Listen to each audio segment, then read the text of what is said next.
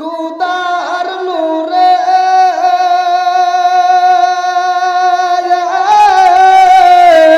পাহাড় জ্বলে তবু মুসা জ্বলে না,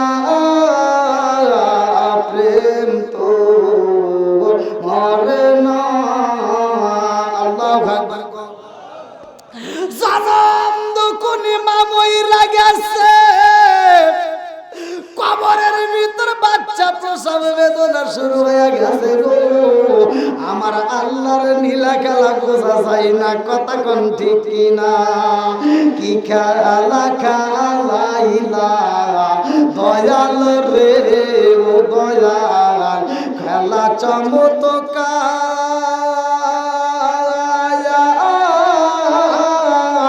নাপাকে বানাইয়ার মানুষ সাজাইলাম মাজার রে।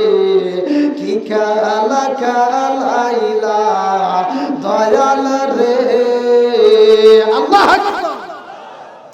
তুমি কাউরে দিলা 10টা সন্তান, রাখার জায়গা নাই।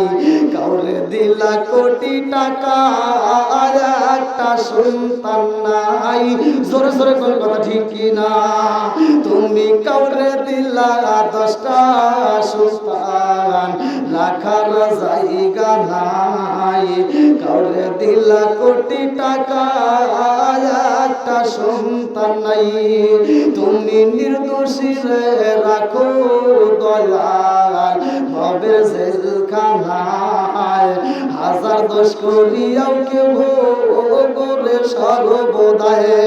নদীরে কুল ভাঙে ও কুল বাড়াও, এই কি তোমার খেলা? সকাল বেলার দনি ফকির কারো সন্ধ্যা বেলায় রে। কি খেলা খেলাইলা দয়াল রে। আল্লাহু আকবার। এইবার স্বামী যখন কবরের পাশে দাঁড়াইছে, আল্লাহর লীলা খেলা বোঝা যায় না রে। এবার তাকায়া দেখে গো, কবরের ভিতরে একটা ছিদ্র দেখা যায়। ওই ছিদ্রের ভিতর দিয়ে আলোটা বের হয়েছে। এটা কোন আগুনের তাপ লাগে না, এটা কোন দুনিয়ার আগুনের মতো আলো না। এইবার যুবকটা চিন্তা করলো, কান্দে আর কয় হুজুর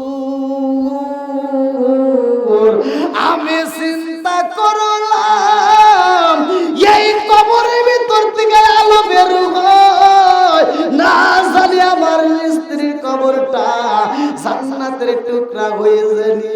আমি যখন এই কল্পনা জল্পনা করি গো ও নবীর সাহাবী, আমি আলোর দিকে লক্ষ্য করে কানটা যখন কবরস্থানের দিকে লাগাইলাম, আমি শুনতে পারি এই কবরের ভিতর থেকে একটা আওয়াজ পাওয়া যায়। আল্লাহু আকবার। কবরের ভিতর কি আওয়াজ? কষ্ট হইতেছে আপনাদের? হ্যাঁ, খারাপ লাগতেছে আপনাদের? মরণ তো একদিন আসবেই ভাই। মার যে কি দাম, এটার কিন্তু একটা প্রমাণ দিচ্ছি। অনেকে আবার চিন্তা করেন হুজুর অনেকে তো ভালোভাবে কথা বলে বোঝায়, আমি আর এত ভালোভাবে বলতে পারি না ভাই, কারণ মনের ভিতর অনেক কষ্ট। মানে আপনাদের সাবজেক্ট বাদ দিয়ে দিলাম ভাই। এখন এমনও বক্তা বের হয়েছে, এমনও বক্তা ওয়াজ করে তামা তামা করে ফালাইতেছে, অথচ সেই বক্তা নিজেই নিজের মারে বাদ দেয় না। তাহলে কোন জ্বালা আছে না নাই? আমার কথা হলো, যে বক্তা নিজের মারে ভাত দিতে পারে না, ওর বক্তৃতার দরকার নাই। কথা কোন ঠিক কিনা? যে ইমাম নিজের মারে ভাত দিতে পারবে না, ওর ইমামতির দরকার নাই। কথা কোন ঠিক কিনা?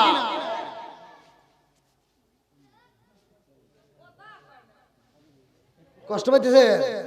ওই দেখেন বাইরে থেকে আওয়াজ দিচ্ছে, আর আপনারা আওয়াজ দিতে পারতেছেন না। বুঝতেছি না আজকের ওয়াজে আপনারা কি মনে হয় অসুস্থ হয়ে আছেন নাকি? যাই, অসুস্থ হলেও এটা আল্লাহর নিয়ামত, সুস্থ হলেও আল্লাহর নিয়ামত। আমার কমিটির ভাইদের প্রতি আমার একটা রাগ, সেটা হলো এত সুন্দর আয়োজন করছে, সাউন্ড সিস্টেমটা রাখতে পারে নাই। খুব সুন্দর লাগতেছে, পরিবেশটা খুব ভালো লাগছে। আর বিশেষ করে এখন এমন একটা সময় দিয়েছেন যে সময় শীতও না গরমও না, কথা ঠিক কিনা? এটা ভালো লাগতেছে না? আলহামদুলিল্লাহ। সব কিছুর মালিককে আরো জোরে বন্ধুরা রে আমার মুরব্বী বাবারা, সোনার যুবকের দলেরা ভালো করে শুই না নাও।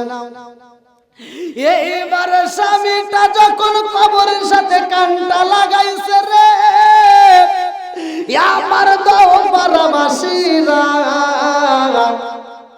এইবার স্বামী এইবার আওয়াজ পায়, এই কবরের ভিতর ছোট্ট বাচ্চার কান্নার আওয়াজ শোনা যায়। আল্লাহু আকবার কম।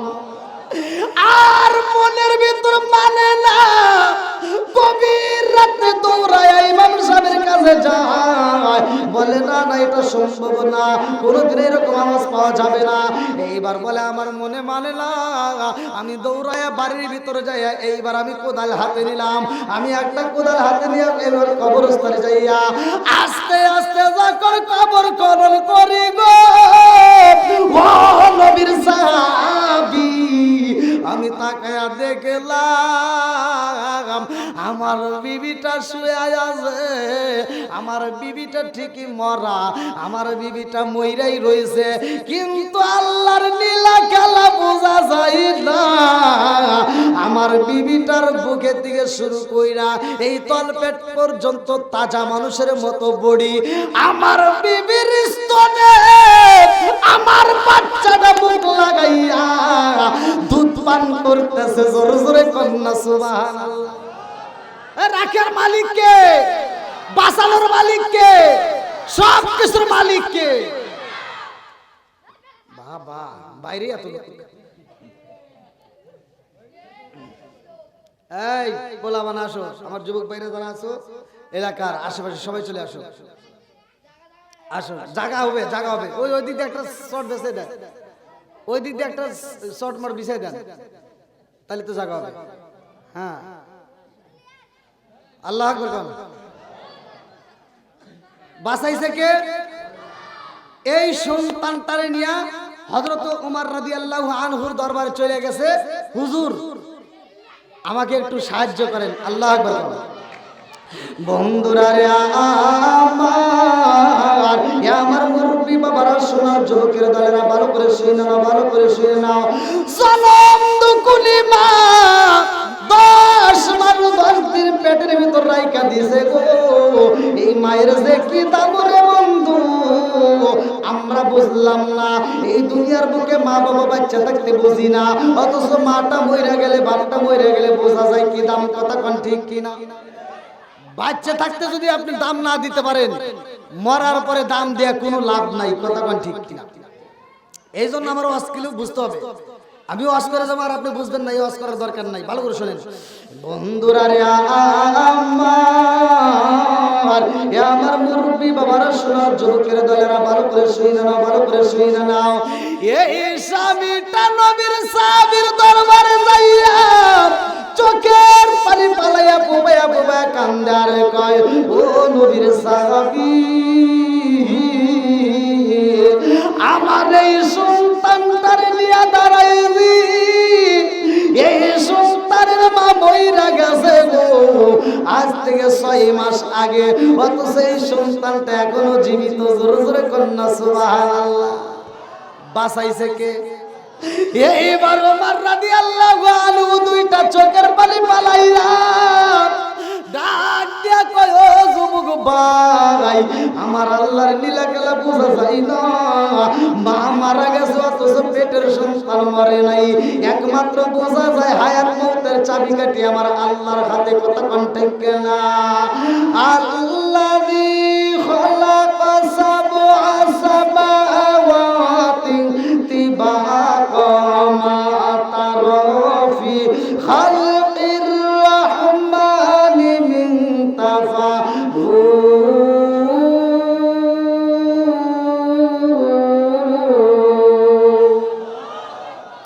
হায়াত মউতের চাবিকাঠি আমার আল্লাহর হাতে।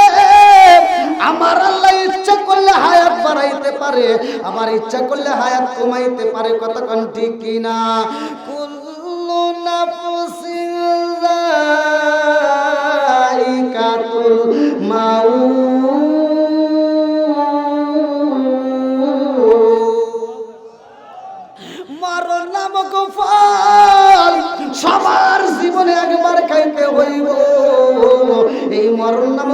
সবার জীবনে খাইতে হয়। মার জন্য মরণ নামক ফল আমার আল্লাহ লেখা বালাইছে, মালাকুল মউতরে পাঠাইয়া দিছে। অথচ পেটের সন্তানটাকে আল্লাহ জীবিত রাইখা দিছে একটা মাত্র কারণ, ওই সন্তানের মরণটা আমার আল্লাহ লেখে নাই। কথা কোন ঠিক কি না?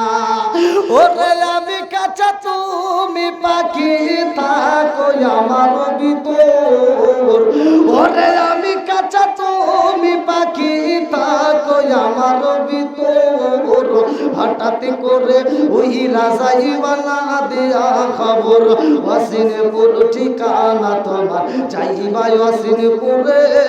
শূন্য কাঁচা বইরা রইব আমার মাটির ঘরে, ওয়াসিনপুর ঠিকানা তোমার। কথা কয় না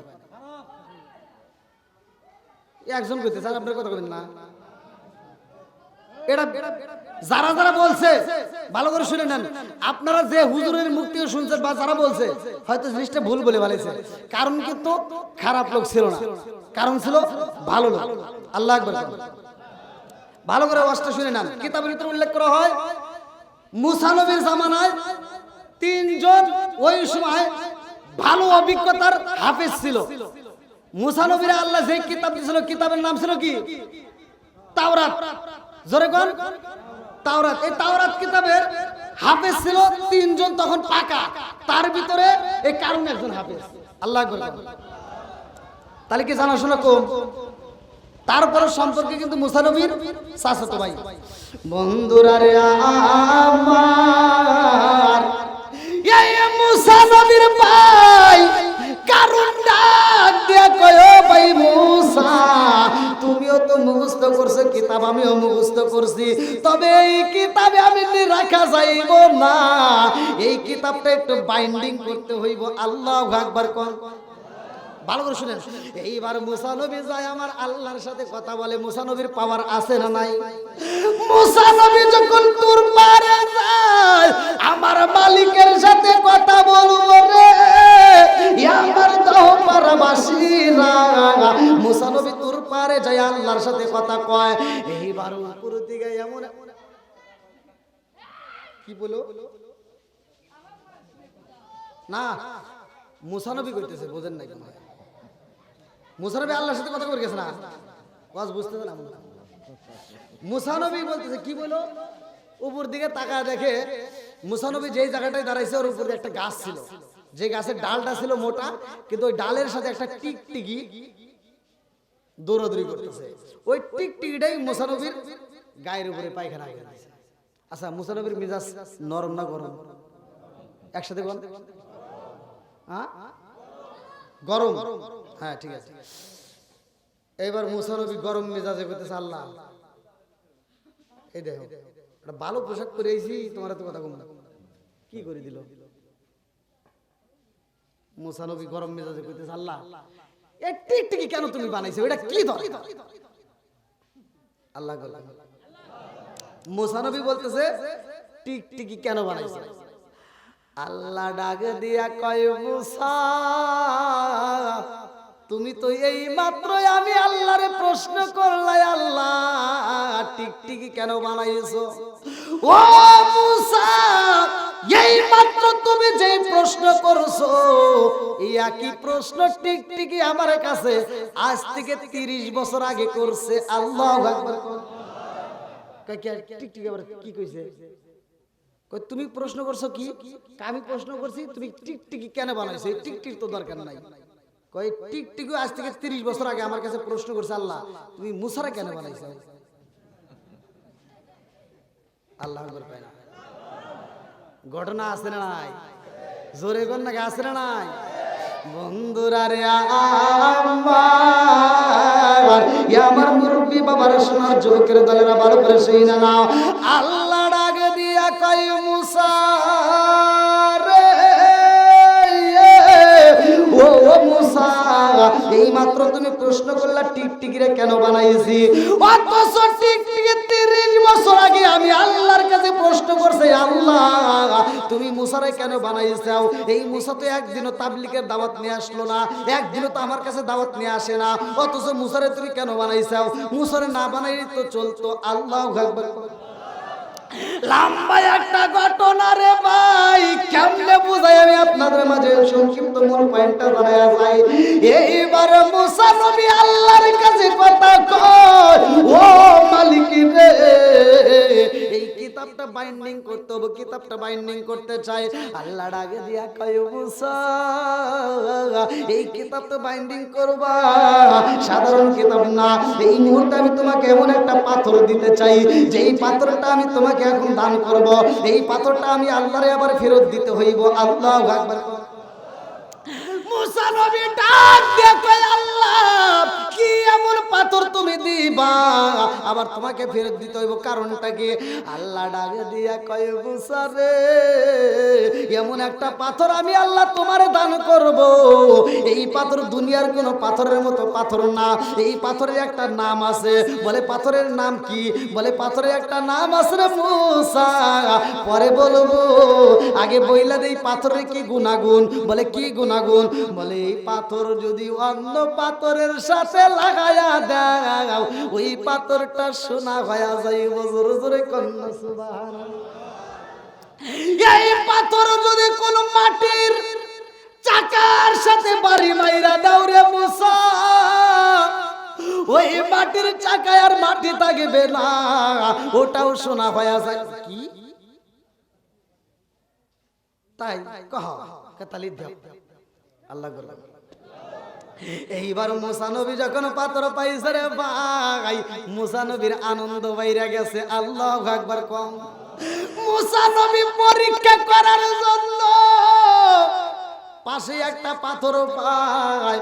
এইবার এই পাথরের সাথে যখন পাথরটা লাগাইছে, তাকায় দেখে এই পাথর আর পাথর নাই, স্বর্ণের টুকরা হয়ে গেছে। জোরে জোরে কন্যা সুবহানাল্লাহ। এইবার মুসা নবী ডাক দিয়া কয়, আল্লাহ জীবনে কত পাথর দেখিলাম গো, এরকম তো পাথর কোনোদিন দেখি নাই। তুমি আমারে কেমন পাথর দেখাইলা, যেই পাথর পাথরের সাথে বাড়ি বাইরা দিলে সোনা হয়ে যায়। ও মালিকের রে, এই মুহূর্তে আমি জানতে চাই এই পাথরের নাম কি? আল্লাহ ডাকে দেয়া কয়, মুসা এই পাথরের নাম হইল পরশ পাথর। জোরে জোরে কন্যা সুবহানাল্লাহ। আল্লাহ কয়, মুসা রে, পাথর তোমারে দেব রে মুসা, কিন্তু এই পাথর আমারে আবার ফেরত দিতে হইব। কয় ঠিক আছে, আমি তোমারে দিয়া যাব। এইবার মুসা নবী যখন পাথর লিয়া যায়, তার চাচাতো ভাই কারণ তো তখন কারা হাফেজ। এইবার হাফেজ সাহেব দাঁড়ায়া কয়, ও নবী মুসা, এই মুহূর্তে তুমি কোথায় গেছিলা? বলে আল্লাহর সাথে কথা বললাম। বলে যে কিতাবটা আমাদের বাইন্ডিং করা দরকার, এটার কোনো পরামর্শ করছো নি? বলে আল্লাহ এমন একটা পাথর দিছে রে, এই পাথর যদি মাটির সাথে লাগাই মাটি সোনা হয়ে যায়, যদি পাথরের সাথে লাগাই পাথর সোনা হয়ে যায়। তাই নাকি? হ্যাঁ, তাহলে দাও। এইবারে কারণ যখন হাতে নিছে রে ভাই, যখন পরীক্ষা করে দেখে আসলে তো বাস্তব সোনা হয়ে যায়, চিন্তা করতেছে এই পাথর আর দেওয়া যাবে না, পাথর মাইরে দিবে, বড় লোক হয়ে যাবে। কথা কি বুঝতেছেন? পাথর মাইরে দিয়ে আমি বড় লোক হয়ে যাবো। কিতাবের ভিতর আসছে এই কারণ ছিল স্বর্ণের ব্যবসায়ী, ওই এলাকার ভিতর সর্বোচ্চ সোনা ওর কয়েকটা গোডাউন ভরে ফেলাইছিল। এইবার কারণ যখন সোনা বানাইছে রাত্রিতে, এইবার বানাইয়া সকালবেলা মুসা নবীর সামনে দাঁড়ায়। মুসা নবী কয়, কি ব্যাপার, পাথর কই? বাইন্ডিং করছি। বলে হ্যাঁ করছি। বলে পাথর কই? চিন্তা করতেছে, পাথর যে দামি পাথর, পাথর যেহেতু পাথরের সাথে বাড়ি মারলে শোনা হয়, মাটির সাথে লাগালে শোনা হয়, তাহলে তো আমি কোটিপতি হয়ে যাবো, এলাকার আমি একাই। তাহলে এই পাথর তো মুসা নবীর দেয়াই যাবে। এইবার পাথরটা গোপন করে পালাইছে। এই পাথরটা লুকাইয়া কারণ ডাক দিয়া কয়, ও ভাই মুসা, পাথরটা তো হারায়া গেছে গো, পাথরটা রাখছিলাম, এইবার পাথর খুঁজে পাই না। আমার মনে হয় এই পাথরটা চুরি হয়ে গেছে, এই পাথরটা তালাশ করে পাইতেছি না। মুসা নবী কয়, কারণ এইবার আর দেরি করিস না, তাড়াতাড়ি পাথর দে, এই পাথর আমার মালিককে ফেরত দিতে হইব। আল্লাহু আকবার। আরে বেঈমান যখন মিছা কথা কইছে রে, তিনি কিন্তু সাধারণ মানুষ ছিল না রে ভাই, তিনিও কিন্তু তাওরাত কিতাবের হাফেজ ছিল। এইবার মুসা নবী ডাকে দিয়া কই তাড়াতাড়ি দাও, বলে না না আমার কাছে নাই।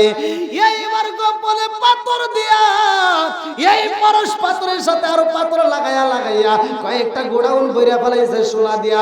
বিভিন্ন দেশে এইবার স্বর্ণের ব্যবসা শুরু করে দেয়। এত বড় লোক হইছে রে ভাই, এত সম্পদ আল্লাহ দিছে গো। এইবার সম্পদ তো একটা বছর পার হইলে এইবার তার হিসাব করে যাকাত দিতে এইবার যাকাতের দরকার, যাকাত দিতে হইব। আল্লাহ ডাকে দিয়া কয় মুসা কারণকে বইলা দাও সম্পদের যাকাত দিতে হইব। আল্লাহু আকবার। কি দিতে হইব? সম্পদের যাকাত দিতে হবে। বলতেছে যাকাত তাহলে কি পরিমাণ? আমাদের তার ওই পরিমাণ না। দেখেন আল্লাহ আমাদের কত ভালোবাসছে ভাই, আল্লাহ আমাদেরকে কত ভালোবাসছে। আপনাদের 100 টাকায় আমাদের যাকাত আসতেছে মাত্র 2 টাকা। আর মুসা নবীর জামানায় যে যাকাত, এই যাকাত ছিল 3 ভাগের 1 ভাগ। মানে যে পরিমাণ সম্পদ হয়েছে, যে পরিমাণ সম্পদ হয়েছে তার 3 ভাগের 1 ভাগ দান। তাহলে 100 টাকায় কত দেওয়া লাগবে? 2 টাকা 50 পয়সা দিলে হবে না, তার মানে 30 টাকারও উপরে আসতেছে। তাহলে এবার চিন্তা করেন, এখন যখন মুসা নবী বলতেছে আল্লাহ বলছে তোর যাকাত দেওয়া লাগবে, কারণ কই কি এত সম্পদ, আর এই সম্পদের 3 ভাগ করে 1 ভাগ যাকাত দিলে তাহলে অনেক কমে যাইতেছে। কথা কি বুঝতেছেন?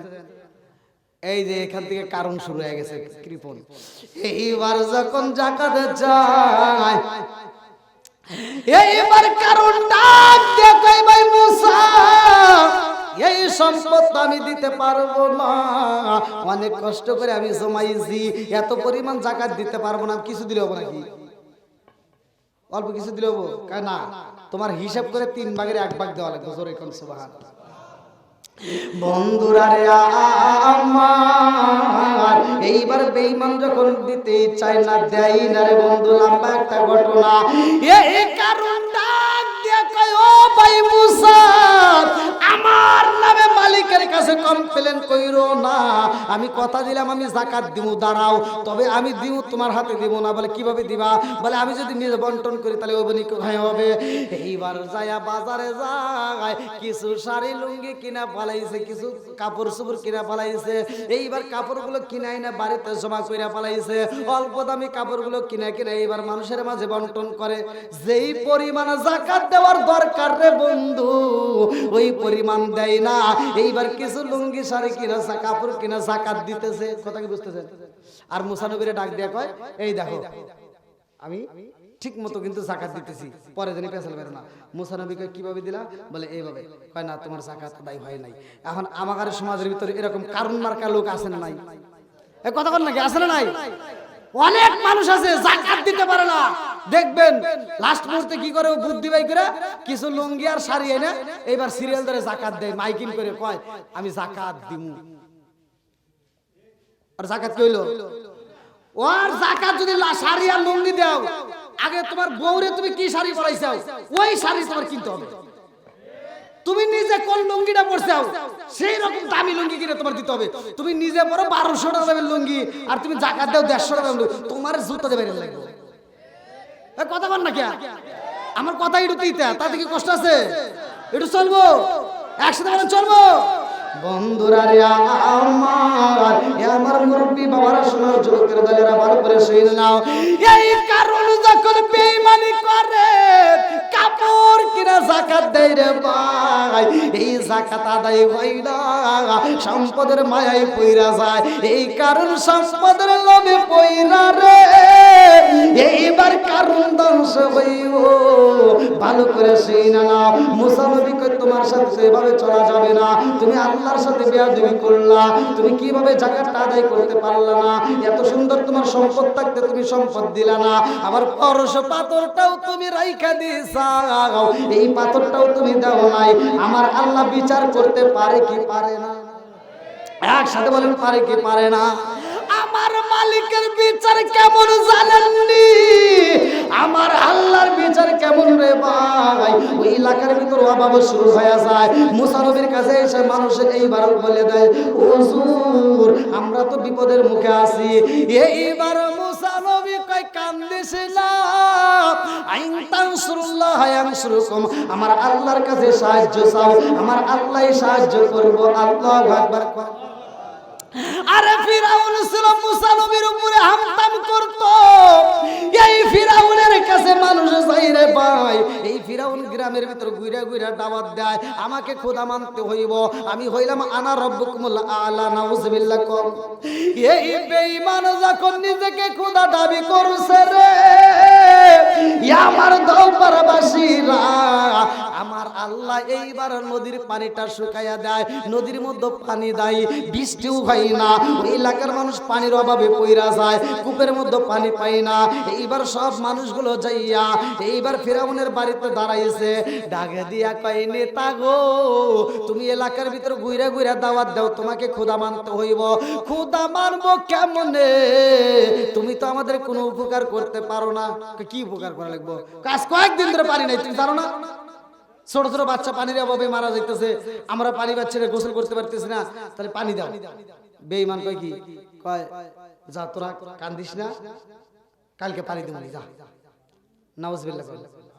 ওর কি পানি দেওয়ার ক্ষমতা আছে? একসাথে বলেন, আর পানি দেওয়ার ক্ষমতা আছে?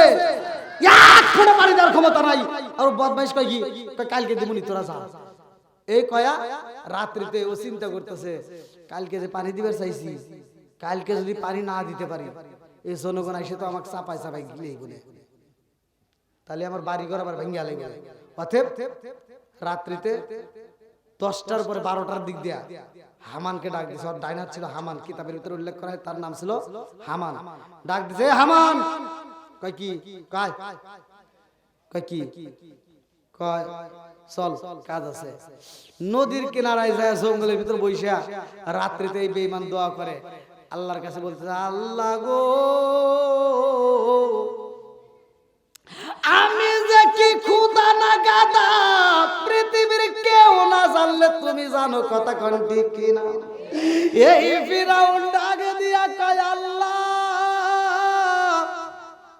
আমি বলেছি সকালে পানি দেব, আমি এক ফোঁটা পানি দিতে পারবো না, আমার এই ক্ষমতা নাই। ও মালিক রে, আজকে আমারে পানি দাও, ও আল্লাহ আমারে পানি দিয়ে দাও। এর বিনিময়ে এলাকার মানুষ আমাকে খোদা বলবো, আমাকে নেতা বলবো, খোদা বলবো, আমার কাছে মজা লাগে। তুমি পানি দিয়ে দাও, এলাকার মানুষ আমাকে খোদা হিসেবে মাইনা নিক, বিশ্বাস করুক, তাতে যেই পরিমাণ শাস্তি দেওয়ার দরকার তুমি আমাকে দিও, তাতে কোনো দুঃখ না। তারপরে তোমার কাছে পানি চাই। আল্লাহ তুমি যদি পানি না দাও, আমার মতো ফিরাউন পানি দেওয়ার মতো ক্ষমতা নাই, কথা কোন ঠিক কিনা? আল্লাহর কাছে যখন ফিরাউন দোয়া করে, আল্লাহ এইবার পানি দিয়া দিছে রে ভাই। এইবার পিছনে নদীর ভিতর পানির স্রোত শুরু হয়ে যায়। হামান ডাকে দিয়া কই, নেতা কামিছে। কই কি? কই পিছনে ছায়া দেখেন। কই কি? ও পানি তো আইছি রে। আচ্ছা এবার ফিরাউনের পাওয়ার বাড়লো না কমলো? এই বদমাইশের পাওয়ার এখন বাইরে গেছে। পানি দিয়ে খুব খুশি, আর মুসকি মুসকি হাসে আর কয়, কামিস রে, সকালবেলা আমি তো চিন্তা করছিলাম পানি যদি না পাই তাহলে এই দল বলা এসে যে আমার কি করতো, ওরা দৌড়ে খালি বাইরে দিত আমাকে।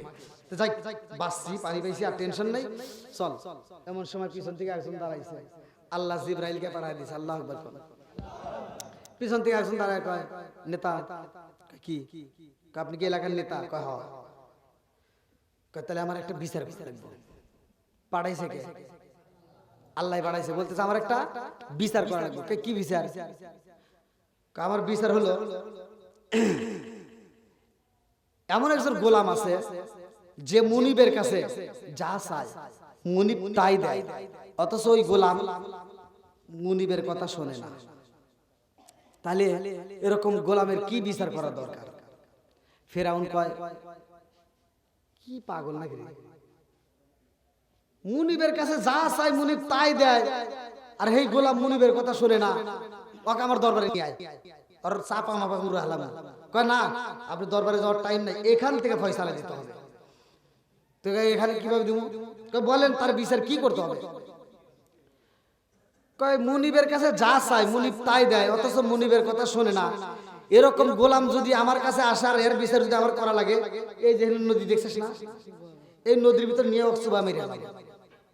কয় সত্যি? কয় হ্যাঁ। কয় এটাই কি রায়? কয় হ্যাঁ এটাই আমার আদালতের রায়। কয় তাহলে এক কাজ করেন, এটাই যদি হয় থাকে তাহলে আপনি লিখিত দেন। সুবহানাল্লাহ। বন্ধুরা রে আমার, ফিরাউন ডাক দিয়ে কয় প্রতীক ভাই আমি কেমনে লিখিত দিব, আমার কাছে কাগজ নাই কলম নাই। এইবারে জিবরাইল কয় কাগজের ব্যবস্থা আমি করব, কলমের ব্যবস্থাও হবে, টেনশন করেন না। এইবারে কাগজ দেওয়া হয়, ডাক দিয়ে কয় আপনি লিখে দেন। যেই মুনিবের কাছে গোলাম যা চায় তাই পায়, অথচ মুনিবের কথা শোনে না, মুনিবের কথা মানে না। এরকম গোলামের কি বিচার করা দরকার? কয় এরকম গোলামকে পানির ভিতর চুবাইয়া চুবা মারার দরকার। বলে এটা কি ঠিক? বলে হ্যাঁ ঠিক। এইবার বলে দেয় নিচে স্বাক্ষর দাও। নিচে যখন স্বাক্ষর দিয়া পালাইছে, বলে আল্লাহ কবুল করে পালাইছে। জান জান জান বিচার সময় হলে হবে আল্লাহু আকবার। আমার আল্লাহর কাছে এই বেঈমান যা চায় আল্লাহ তাই দেয়, অথচ আল্লাহর কথা শোনে না। আল্লাহকে কষ্ট দিতে ভালো করে শুনে নাও। এই বেঈমান বলে মুসা নবীর কাছে আমি আল্লাহ। মুসা নবী কয় না না না, এরকম কথা বলা যাবে না, আল্লাহর সাথে শিরক করা যাবে না। এইবার মুসা নবী আল্লাহর কাছে কান্দে আর কয় আল্লাহ বেঈমান রে এত বুঝাইলাম, এই বেঈমান তো ঈমানের স্বাদ বোঝে না। আল্লাহ এই বেঈমানরে আর কত দাওয়াত দেব? আল্লাহ কয় না, তুমি ইনভাইট করতেই থাকবা, তুমি ইনভাইট করবা। হিদায়াতের মালিক আমি আল্লাহ। কথা কোন ঠিক কি না? মাইয়া হাদিয়াল্লাহু ফালা মুদিল্লা লাহু ওয়া মাই ইউদ্লিলহু ফালা হাদিয়া লাহু। আল্লাহু আকবার। আমার আল্লাহ যারে হিদায়াত করে কেউ তার গোমরা করতে পারে না রে। আল্লাহ যাকে হিদায়াত দেয় না কেউ হিদায়াত পায় না। এইবার মুসা নবীকে আল্লাহ কয় মুসা যাও যাও যাও বেঈমানরে আবার দাওয়াত দাও। এই বেঈমানরে দাওয়াত দেয়, বেঈমান ডাক দিয়া কয় মুসা রে আমারে যদি এভাবে দাওয়াত দিতে আসো তোমাকে কিন্তু হত্যা করে পালাবো। মুসা নবী কান্দার কয় আল্লাহ তুমি গজব দিয়া দাও, এই বেঈমানরে শেষ করে ফালাও। ও মালিক তুমি গজব দাও।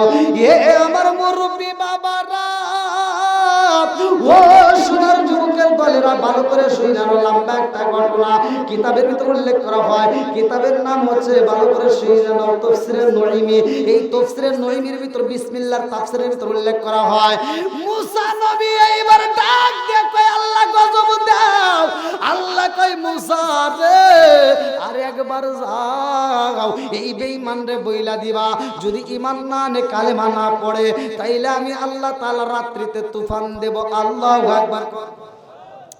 আল্লাহ গজব দিব রে। আমার দহ পারাবাসীরা এই বেঈমান ডাক দিয়া কয় মুসা তুমি কি বলতে চাও? বলে তুমি যদি ঈমান না আনো, তুমি যদি কালেমা না পড়ো আমার আল্লাহ গজব দিব। এইবার ডাক দিয়া কয় মুসা রে তোমার আল্লাহরে বইলা দাও আল্লাহ গজব দিক তাতে কোনো ভয় নাই, তবু আমি কালেমা পড়তে পারবো না। মুসা নবীর কথা শুইনা এলাকার লোকজন ভয় পায় যাই রে ভাই। ডাইনের লোকজন ভয় পায়, বামের লোকজন ভয় পায়। ডাক দিয়া কয় নেতা মুসা নবী জীবনে যা বলছে সব সত্য বলছে, একটাও মিথ্যা কথা বলে নাই। মুসা নবী যা বলে সত্য বলে, মিথ্যা কথা বলে না। ওতে মুসা নবী বলছে রাত্রে গজব হইব, আল্লাহ তুফান দিব। আমাদের মনের বিশ্বাস আল্লাহ তুফান দিব, অতএব আমরা এখানে থাকতে পারবো না। আপনি যদি থাকেন থাকতে পারেন, কিন্তু আমরা নদী পার হয়ে চলে যাব। আল্লাহু আকবার। সব লোকজন যখন নদী পার হয়ে চলে যায়, এইবার রাত্রি যখন 10টা পার হয়ে গেছে রে, আমার দাও পারা বাসীরা রাত্রি 11টা পার হয়ে যায়, 12টা পার হয়ে যায়, আল্লাহ তো গজবে দেয় না। মুসা নবী কান্দার কয় আল্লাহ তুমি বইলা দিছাও গজব দিবা, আল্লাহ তুমি যদি গজব না দাও সকালবেলা এলাকার লোকজন বলবো মুসা নবী হয় আমি মিথ্যা কথা কইছে, কথা কোন ঠিক কিনা?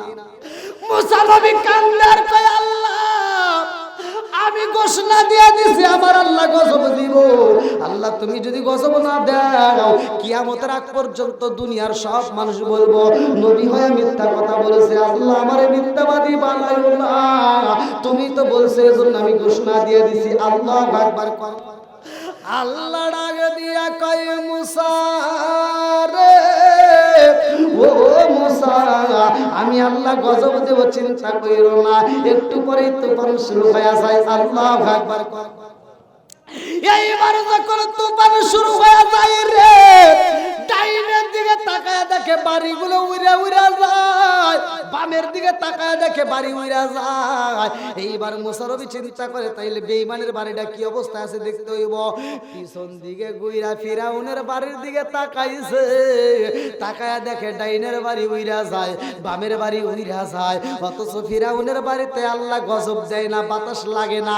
মুসা নবী কান্দার কয় আল্লাহ গজব দিলা ঠিক আছে কিন্তু ডাইনের বাড়ি উড়াইলা, বামের বাড়ি উড়াইলা, অথচ বেঈমানের ঘরে তো কোনো গজব দেও না, বেঈমানের ঘরে তো কোনো বাতাস লাগে না রে আল্লাহ।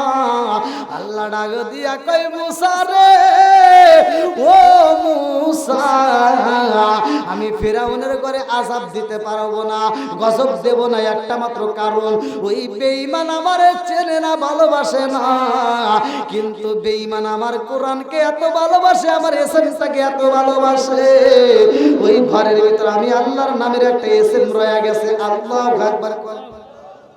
ওই ঘরের ভিতর এমন একটা এসএম এই কোরআনের ভিতর আছে, এই কোরআনের ভিতর আল্লাহ তাআলা এসে আয়াতটা নাযিল করছে, ভালো করে শুনে নেন। এই একটা মাত্র কারণে ওই ঘরের ভিতর আল্লাহ গজব দেয় নাই, শুধুমাত্র এমন একটা এসএম আল্লাহ তাআলা এই কোরআনের ভিতর দিয়েছে, এই এসএমটাই ফিরাউনের ঘরের দরজার সাথে লেখা আছে। জোরে কোন সুবহানাল্লাহ। মুসা নবী কয় কি আছে? কয় চাও আমি কেন ওর ঘরে গজব দেই নাই, আগে ওর ঘরটা পরিদর্শন করবা তারপরে আমি আল্লাহ বলবো। জোরে কোন সুবহানাল্লাহ। বন্ধুরা রে আমার কষ্ট তো আপনাদের আরেকটু চলবো, সবাই রাজি তো? যেহেতু মসজিদের মাহফিল মাম্মানা লিল্লাহি মসজিদের মানাল্লাহু বাইতুল ফিল জান্নাহ, আপনারা দানের কথাও শুনলেন, যেই কারুন দান করে নাই সম্পদ নিয়ে বিপদে আছে না নাই, ওর যে আবার কি হইব সময় পেলে বলবো। তার আগ মুহূর্তে আবার তো এদিকে মুসা নবীর ঘটনাটা রয়ে গেল। আমি এই আলোচনাটা শেষ করার আগে আমি চাই আপনারা এই মসজিদকে ভালোবেসে কোন ব্যক্তিরা আছেন যে হুজুর আমি মসজিদকে ভালোবেসে এই দুনিয়ার বুকে এই আল্লাহর ঘর মসজিদটাকে সাজানোর জন্য আমি এই মসজিদের উপলক্ষে এই কোরআনের মাহফিলে ৫,০০০ ১০,০০০ যে যা পারেন আপনার সাধ্য অনুযায়ী আপনি দান করবেন, এমন কোন ব্যক্তি? তারপরে ইনশাল্লাহ আমি আলোচনাটা ফিনিশিং দেব। কোন ব্যক্তি আছেন খুব তাড়াতাড়ি ভাই?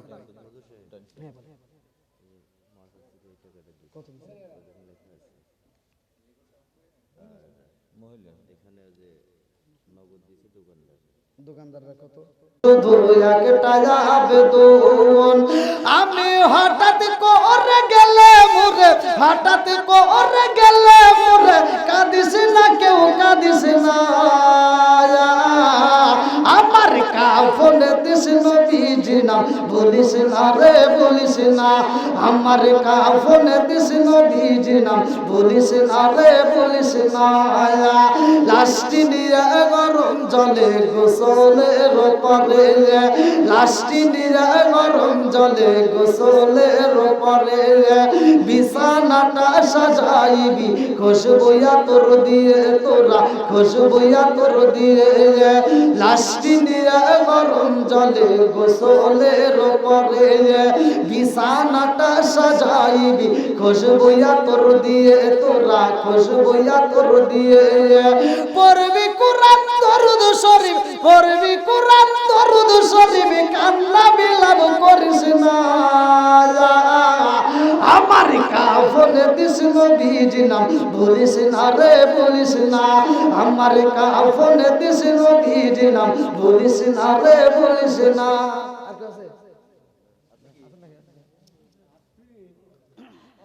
যারা এখনো দেন নাই ভাই একটু তাড়াতাড়ি দিয়ে দেন।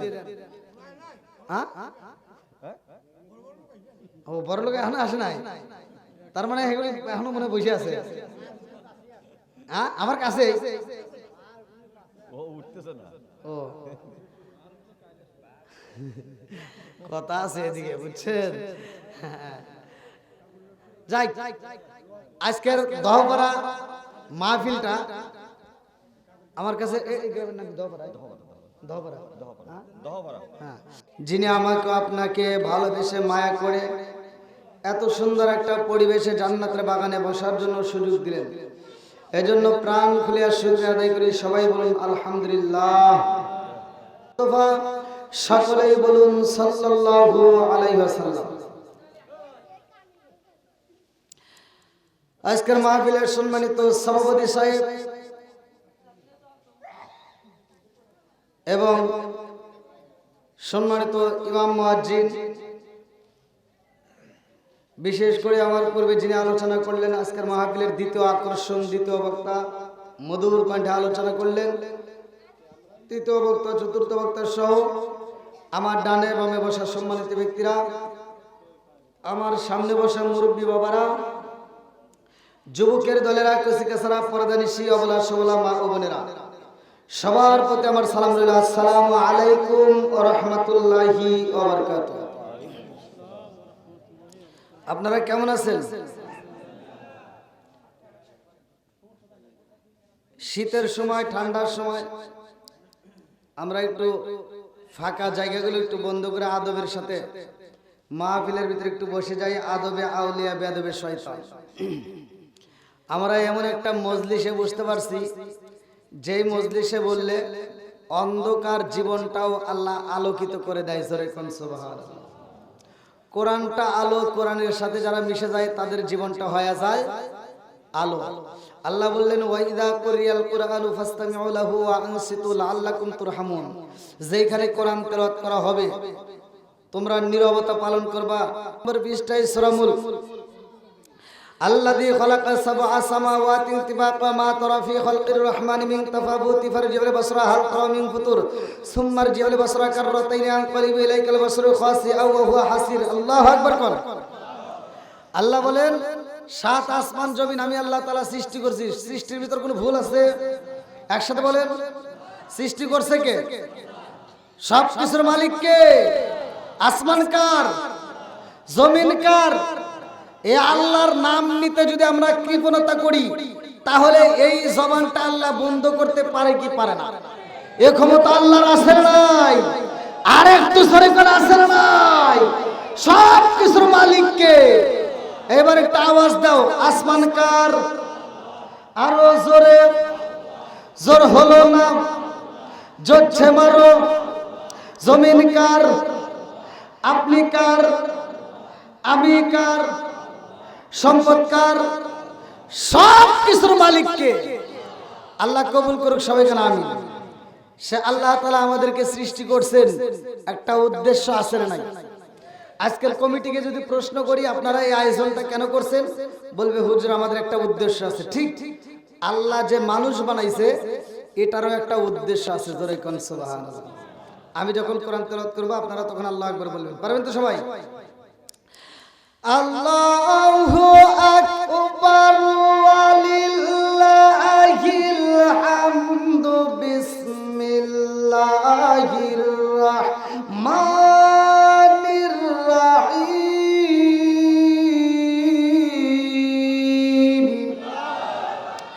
ওয়া মা খালাকাতুল জিন্না ওয়াল ইনসা ইল্লা লিয়াবুদুন।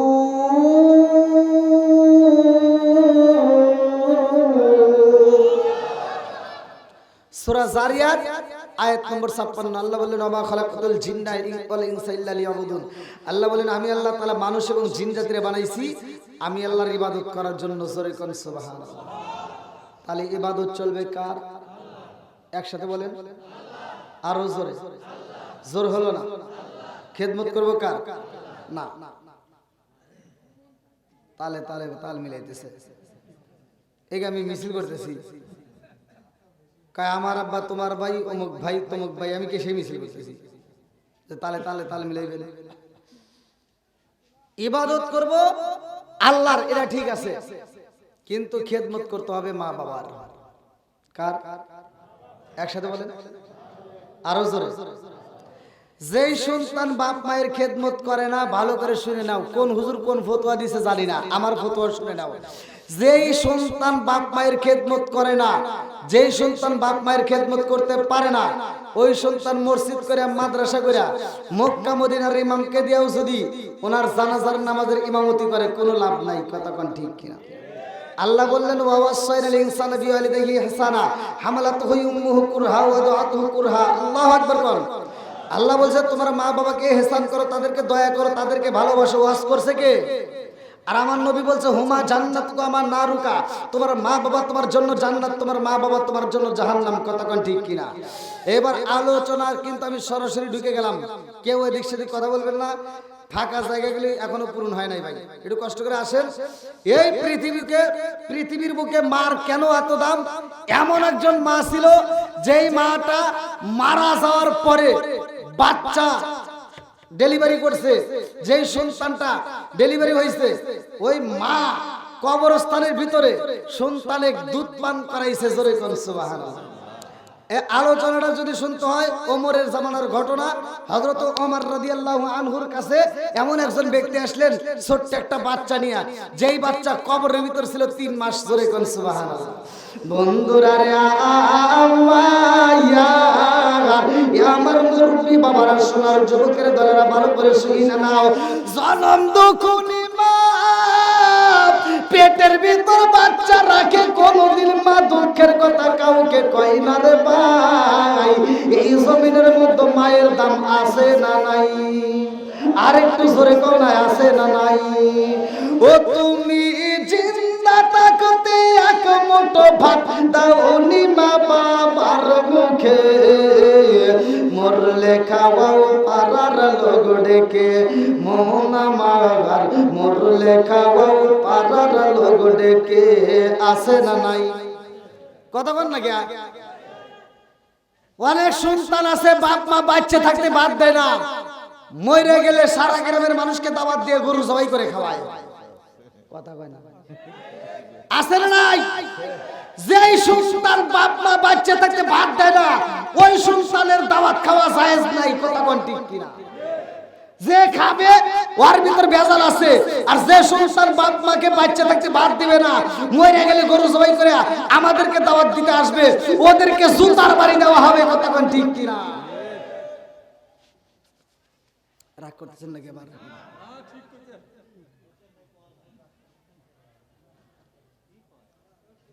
কষ্ট পেতেছেন? বাপ মায়ের ওয়াজ করছে কি?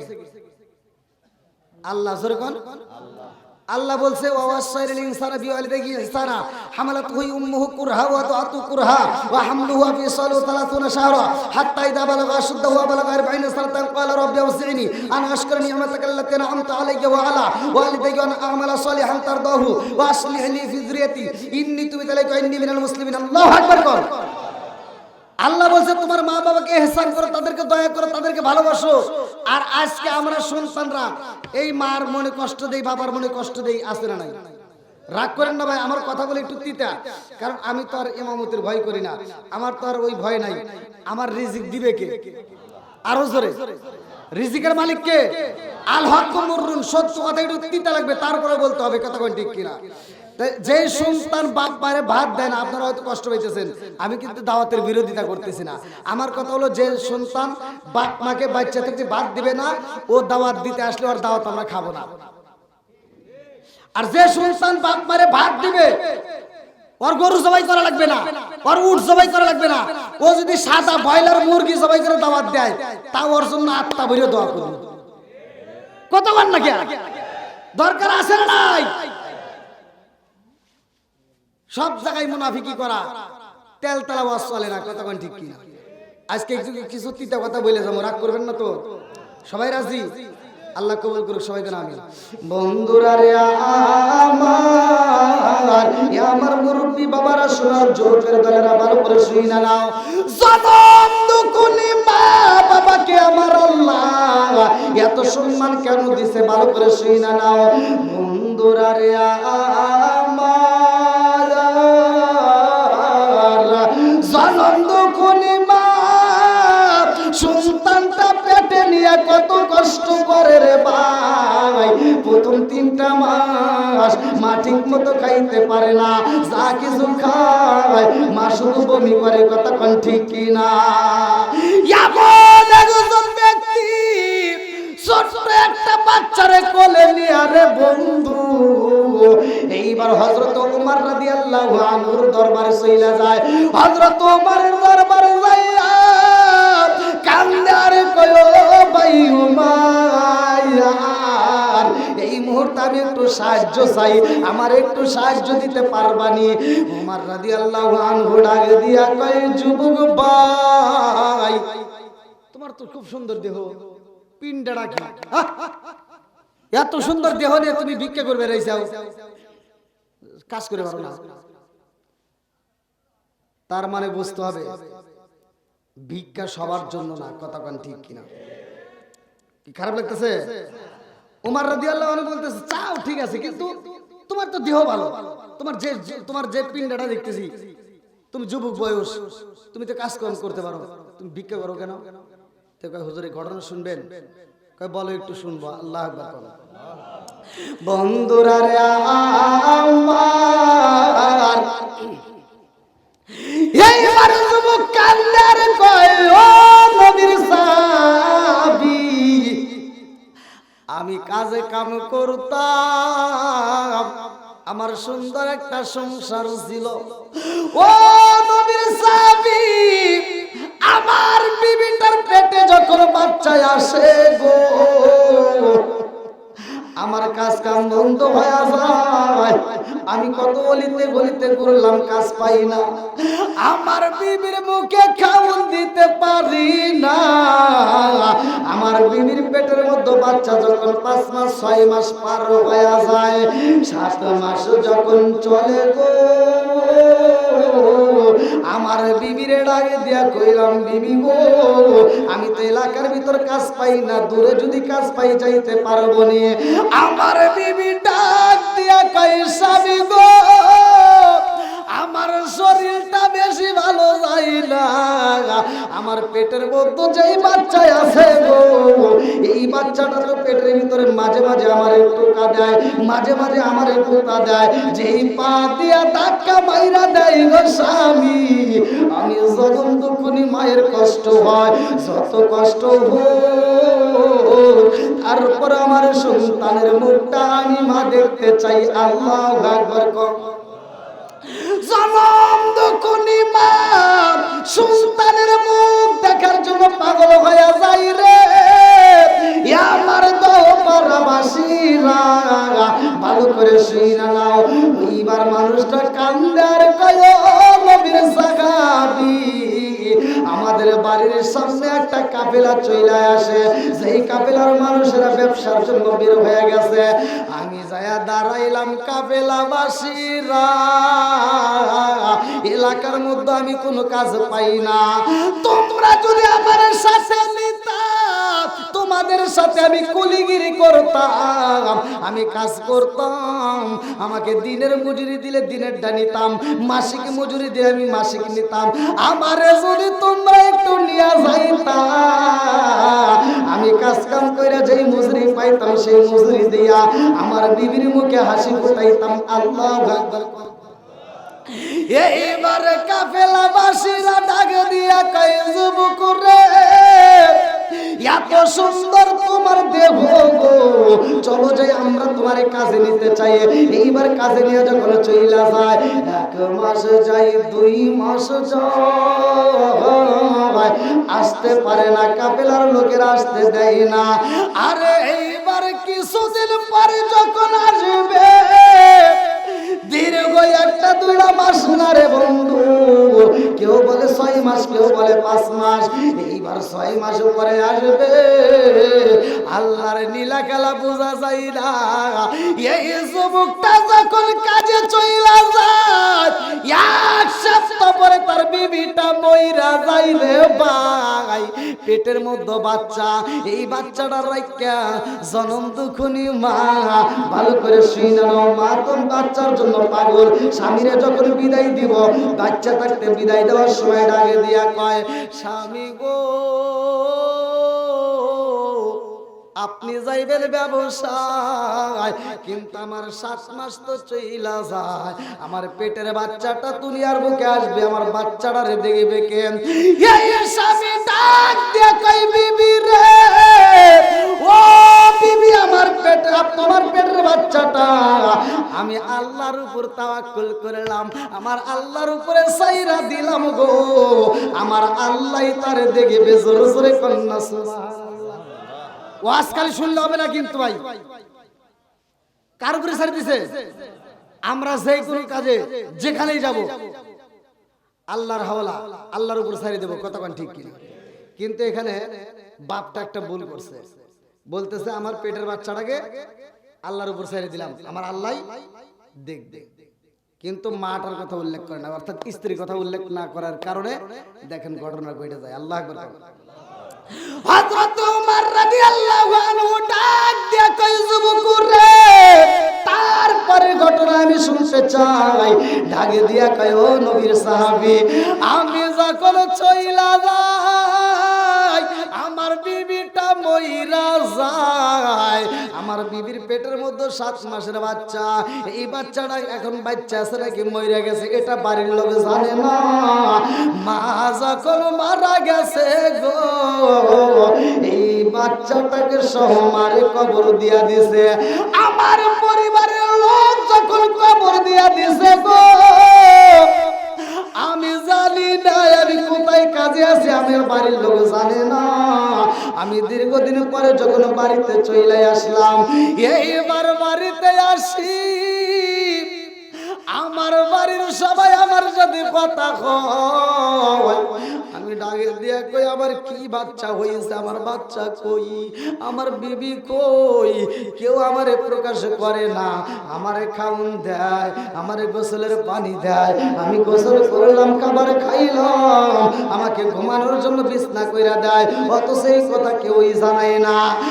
এইবার আমি যখন কান্নাকাটি শুরু করলাম, আমি বললাম আমার বাচ্চা কই, তোমরা আমার বাচ্চারে কোথায় রাখছো?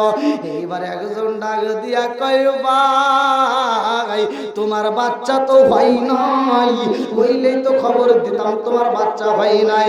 বলে তাইলে আমার বিবি কই? তোমার বিবি মারা গেছে রে ভাই, 1 সপ্তাহ পরেই তোমার বিবিটা মারা যায়। যখন তুমি বাইরে চইলা যাও, 1 সপ্তাহ পরে তোমার বিবিটা যখন মইরা যায়, এই পেটের বাচ্চা সহ আমরা কবর দিয়ে দেই। ও হুজুর, আমি আর ঘুমাইতে পারি না, আমি যায়া জিগাইলাম আমার বিবির কবরটা কোথায় দিছো, আমার বিবির কবরটা কোথায়? একজন দেখায় দেয় দূরবর্তী একটা জায়গায় কবরটা দিয়ে দিছি। এইবার আমি গভীর রাত্রে আর থাকতে পারি না, আমি আস্তে আস্তে কবরের দিকে আগাইলাম, হুজুর কবরস্থানে যাইতে পারি না।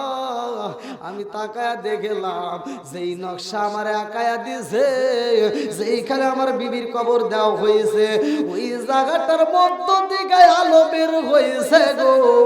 আমি দূরের দিকে চিন্তা করলাম, আল্লাহ আমার বিবি তো কোনোদিন আমার মনে কষ্ট দেয় নাই, আমার বিবি তো আমাকে কোনোদিন কষ্ট দেয় নাই, আমার বিবিটা তো খুব ভালো ছিল, অথচ আমার বিবির কবরে আগুন, কারণটা কি? আমার মনে মানে না। আমি আস্তে আস্তে আগাইলাম, কবরস্থানের সামনে দাঁড়াইয়া তাকায়া দেখলাম গো, এটা কোন আগুন না, এই কবরের ভিতর দিকে একটা ফুটা তৈরি হয়েছে গো, একটা ছিদ্র আছে, এই ছিদ্রের মধ্য দিয়ে একটা আলো বের হয়েছে, এই আলোটা ডাইনে বামে কোথাও যায় নাই। আমি লক্ষ্য করে তাকায়া দেখি এই আলোটা আসমানে লাইগা গেছে। জোরে জোরে কন্যা সুবহানাল্লাহ। ও নবীর প্রেমিকেরা